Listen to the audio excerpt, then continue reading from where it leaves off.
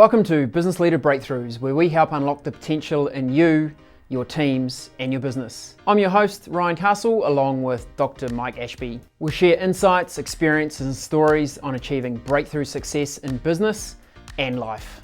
In addition to a podcast, The Breakthrough is a coaching and advisory business that provides programs for business leaders, owners, and managers to develop your skills and capabilities to boost your business and enjoy a better life. To learn more, click the link in the episode show notes or go to thebreakthrough.co. Now let the breakthroughs begin. Hey guys, we want to talk to you about how people progress through their careers really, and how they go from employment and through to business ownership, and really ultimately where they'd like to end up. And many of you may have read some of Robert Kiyosaki's literature. Rich Dad, Poor Dad, of course, is one of his very first groundbreaking, and he's written many other books, Cash Flow Quadrants and others. But one of the models that he talks about is really how people progress. So most of us start off being employed by someone else, and then a progression can be moving from employment to self-employed, then to business owner, and then finally to investor. And I think most of us at some point would love that idea of being an investor, where our money's working for us, and that we don't have to turn up at the office or the factory or the yard or whatever it might be each day to make a dollar. But Mike, maybe when did you make the progression from employee to one of those other quadrants? Self-employed. The first time I got made redundant. Always a good catalyst for such a decision. Yeah. Had to make a dollar, so went out contracting for a little while. That was, did I learn a lot? I learned I didn't want to be a contractor. I didn't want to be self-employed. And at that stage, it was pretty tricky. I had we had a small child, we had a big mortgage, and the uncertainty at that age was just too much. What age were you? Probably 31, 32. Oh, late starter. Late start. Well, it's true of everything I've done, really. I'm a late developer. Oh, right. I'm still coming into my full potential. Okay. Nice. Yeah. So true. Oh, yeah. So when you think about self-employed as kind of a bracket, how do you define self-employment? I guess it's that sole trader.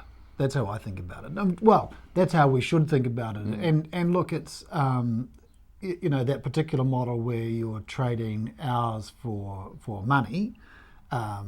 It's almost not even self-employed. It really is as a sort of contractor. And there's plenty of businesses. The ideal business is one where, and probably Tim Ferriss had one of these. It was just him. Staff of one, and had an empire all around it because he had got it so leveraged and so automated. But that's rare. Yeah. And if you dig deep in on Tim Ferriss and what he talked about in the 4-hour work week, actually there was an army of people around virtual assistants and online models that were helping him run that business. So good on him. Not taking any away from Tim Ferriss, done a great job, but it's not many people's reality. And it is also it's true that there was only one employed, but the others were all contracted. So so he's kind of virtualized his team, which is fine, and it works as a model. I think that what we've seen more of is people who are self-employed with support staff. And at that point, they're kind of not quite business owners. They're doing a job and they've got people supporting them. That transition from self-employed to support to business owner, when I bought the program that became the Breakthrough, there was only one other staff member. And you could say, well, I was self-employed. I didn't think of myself like that. I thought of myself as owning a business. And in part because the revenue was independent largely of my efforts, other than my sales efforts. It did have a brand, and it had systems, and it had processes. It wasn't just hand cranked. So at that point, we can say we're business owners. Now, a lot of people, as I say, are actually self-employed with support staff. They are hand cranking it, and you can have 20 support staff, but it's still hand cranked. The thing is very much a product of your effort, as opposed to getting that leverage where the brand and the systems and the processes make more money than you can on your own. And then the investor bit, come down to the next part of the quadrant, is where your money makes more money than you do. That's Yeah, That's the key. trick. That's Yeah. the trick. Yeah. Unlike you, I wasn't a late developer. I was an early You starter. were an early starter. I was working for an IT business when I was in my early 20s, and had the classic, I reckon I could do this better myself. Yeah. Probably naively at the time, I'm sure. But at 23 set out to start my own IT business and did that. And I very much thought of it as owning my own business. Yeah. When I reflect, I was self-employed. There was myself and a business partner at that time, and then we had one and then a couple of staff. But that business was so reliant on me. Yeah. And I think for me, that's kind of that definition of self-employed is how reliant are you?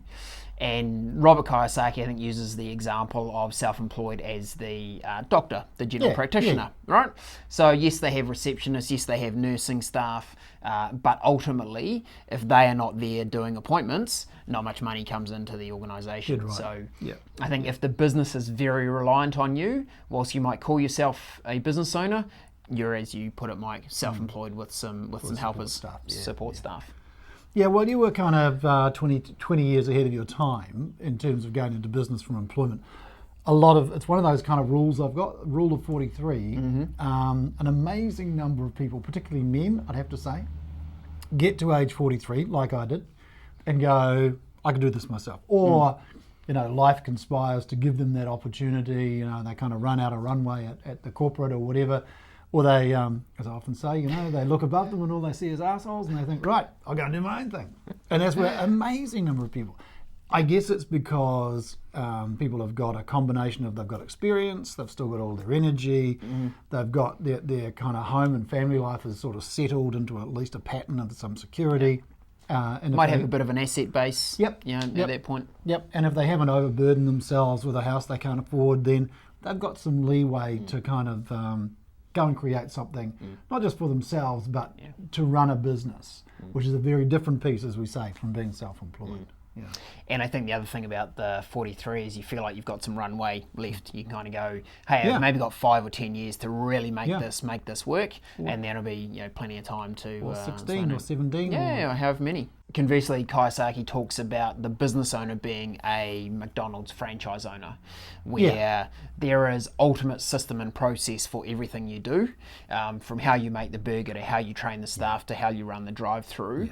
And ultimately, the business owner does not need to be physically present in the business all day, every day for that to work.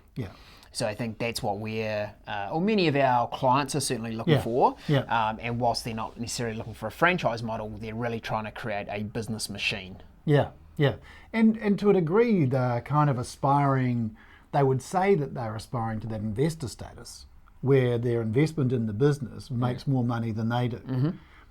But 99% of people get stuck in that business owner stage. That's the reality. They get stuck there, always trying to kind of not clear about how to get it to that next level so that it can operate without them, or addicted to being in there, or not spending enough time developing the team around them who can then work on the processes to turn it into that machine. I always think the McDonald's model is a bit tough. I mean, there's a lot of business. Yeah, that's pretty standard, and not many businesses are that standard, are that cookie cutter. But every good business is capable of being systemised, productised, standardised, and to some degree automated. And highly repeatable. Highly repeatable. We want businesses that are built on processes that are repeatable, teachable, and valuable. And scalable. And that gives you scale. Gives you scale. That's the machine. That's what we're after, is how to get that machine. And I think a lot of people get trapped in the move from self-employed to business owner because the business is so reliant on them. And I think we've got a coming wave of challenge with a number of baby boomers now looking to exit their business, getting to a retirement age, and they look at selling their business, and actually when they stand back they go, actually without me there's nothing to sell here.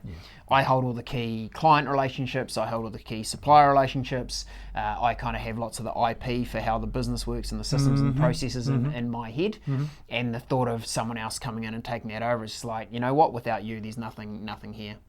And increasing, that's right, and people have to face that way too late. the time they come to put it on the market, they go and talk to the broker and the accountant, and they go, nothing here, buddy. You might as well, close up the shop.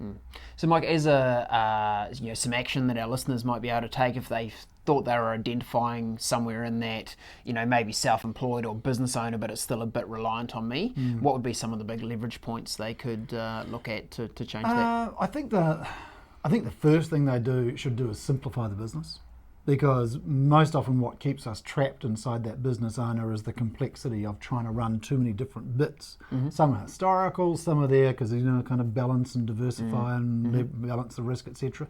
Actually get really good at a smaller number of things, because that will be how you can scale up. So I think that's the first thing is clarify your focus. Have you got an example of someone you've worked with that has done that? They've let go of things?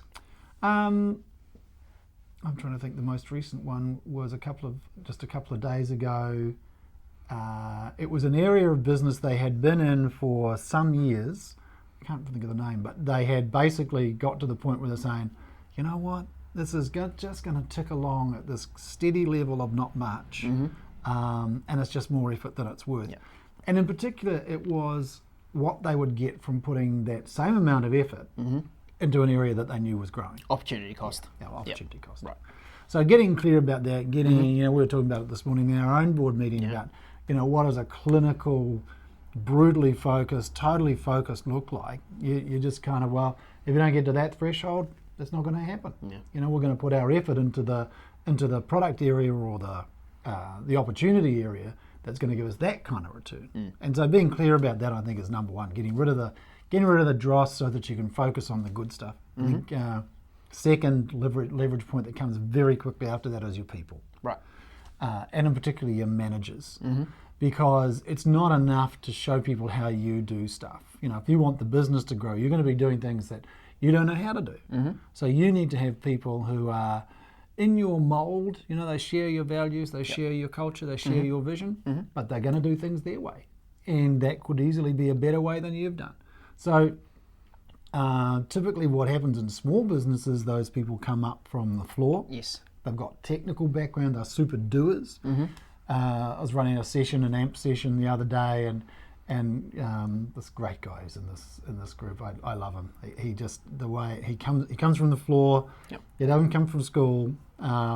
He's and when we say come to the floor here, we're talking about an organisation that takes very, very big bits of machinery, cuts them up, basically chop shop in a legal way, does them and makes them a whole lot better for like forestry industry and those kind of things. And it's amazing. Sparks flying all over the floor and there's banging of big steel hammers.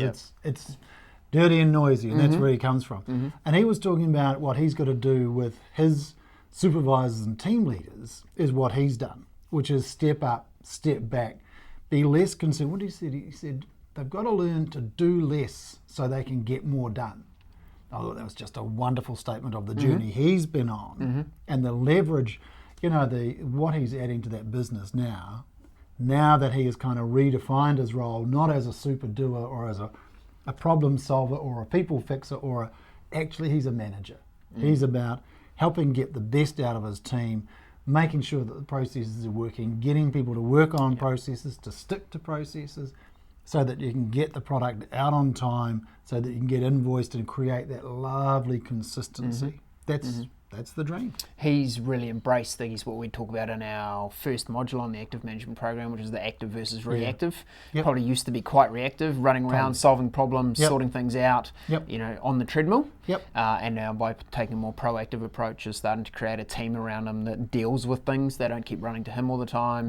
They bring that consistency. He is now kind of preaching the active management program mantra, which is stop, think. And he just says to his guys, just think, just stop for a minute. And so he's able to have a conversation with them in the moment. And what have you seen happen with his confidence as a manager? Look, he's just now taken over the whole end to end of that production process. So he had the workshop. Now he's got the drawing office and he's got the purchases as well. and he's making a huge difference as we speak. It's fantastic. It's just so great to watch. Okay, so that transition to true business owner, simplify first. Focus on your biggest leverage point initially, which is people. Team. And then would we say think about how you create system and process to make things highly repeatable and scalable after that? Systemize your processes, automate where you can, because that's where you get the greatest scale. And when we think about automating, that starts right at the very beginning of a business, which in my belief is, where do you create leads? So where does your marketing start? That should be something that's highly repeatable. It should have a process. It should have consistent effort, not the typical boom and bust, and then that should flow right through your entire organisation, right through to customer delivery and customer follow-up and the whole lot. It's the machine. That's what we're talking about, trying to create the business machine. And once we've got that business machine, it's actually really easy to transition into investor, because you can move out of an operational role in your business, and probably nothing will deliver greater ongoing cash to you over the long term than being a major shareholder in your own business.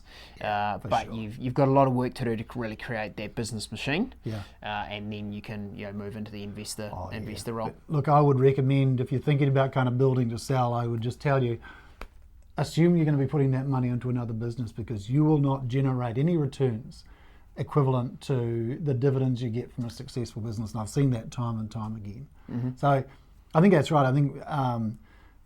I think part of the problem for us as business owners is that we don't think enough about that investment side. Is it actually generating enough in that way? And looking at it as investors would probably help us see a whole lot of areas that we're overinvested and other areas where we're underinvested. So it is. It's the hat you wear, and I always think what you see depends on where you stand. Stand in the shoes of yourself as an investor in your own business, and there's a whole bunch of things you would do very differently. I know one of the challenges for business owners is they kind of quite like the business being reliant on them, because it makes them feel important. It's ego. Yeah, it's ego. How should we be thinking about that? Oh, shouldn't. Let it go? Let the ego go? Just stop it. Get out of your own way, because that's a classic getting in your own way, to think of it like that. It doesn't, you really want to think about the opposite, which is the business doesn't depend on you. That's what you should be proud of. Yes. Now, I was talking to a group of builders. I was saying, look, guys, I know how proud you feel when you stand across the road from a house or a commercial building that you've constructed. I would like you to have the same attitude to your business, which is you can stand across the metaphorical road from it, take a look at it and say, I built that. Because I think that building a business is as creative as any other creative pursuit. You are building something literally out of nothing. Now, it might not exist as, as kind of concrete, if you like, as a building, but as a presence and as a legacy and as an entity independent of you, it is something you can absolutely be proud of. And in that construction scenario, you can still be standing in front of houses going, my organisation built these, and there's just going to be a whole lot more of them. That's exactly right. That's the leverage point. This is one of ours, not one of mine. I didn't do this. Yes. My team did this. Yeah, for sure. Superb. Look, guys, if you're interested in the active management program, which we've touched on a little bit in this podcast episode about how it can help create leverage for you in your management team, go to thebreakthrough.co/AMP. So breakthrough.co/AMP. And hey, look, we'd be really interested to hear in the comments, what was your guys' transition from employment into self-employment or into business ownership? Are you still in the employment zone and thinking about how you make that leap? We'd be interested to see where you're at. Yep, throw some questions our way. We'd be very happy to answer them for you. Cool.